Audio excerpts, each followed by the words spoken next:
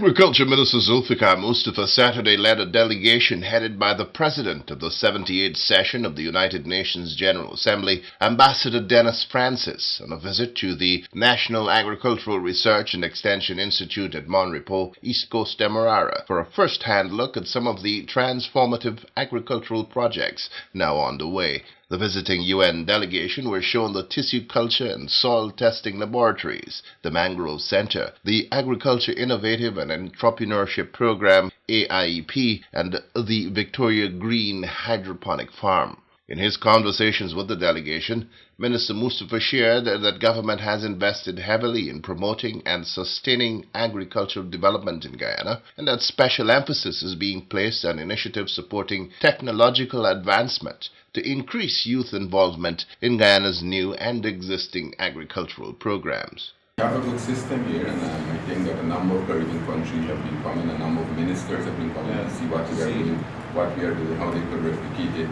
in their country. Right now we have 20 sheet houses that we are producing fresh pepper to supply St. Lucia because they need fresh pepper.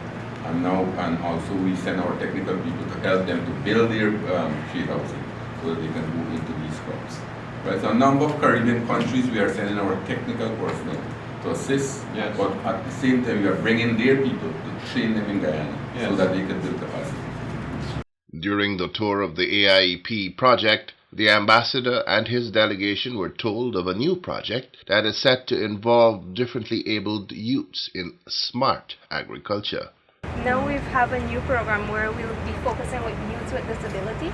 I just told you about that program coming in. We're trying to see how best we can make climate smart technology more lucrative. So they can earn by themselves. Without able-bodied person to go there, they must do the thing by themselves, technology, put it in place so that they can manage this farm. This 10 acre that I told you about, climate smart farm, as Tisha rightly says, so that they will earn, and this will be a model for the Caribbean.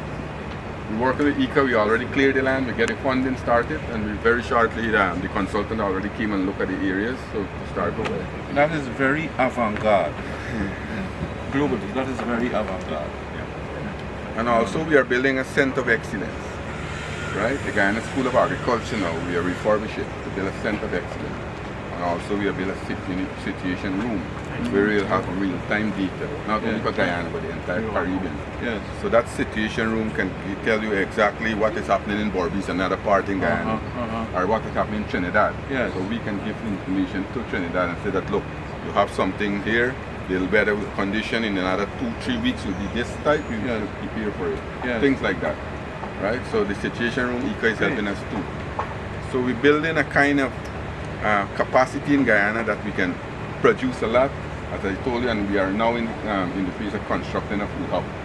We have $14 million that we allocated from our budget, and we are building a food hub at the Linden-Sioux Highway, and we have signed an MOU with the state of Roraima so that we can partner. Whatever we don't have, we will move from Roraima so that we can export. You know, the ferry service between Guyana, Trinidad, and Barbados coming shortly.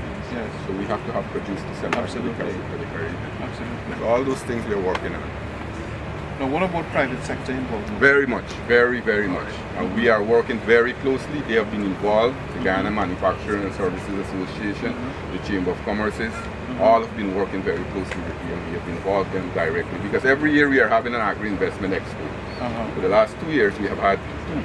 And since then, for example, this is one of the results of the Agri-Investment Expo. And we'll just take a look in there just now to see what they're doing.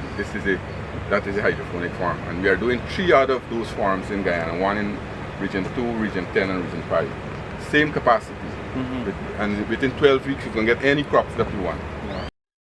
While expressing how impressed he was with the research facilities at NAREI, Ambassador Francis commended the government of Guyana for the progress made thus far in reaching the target set under the 25 by 2025 initiative. He also said that for too long, the region has been importing too much of its food, resulting in vulnerability since governments are left in a tough position to ensure citizens get the required quantity and quality of food when those markets cannot supply those demands.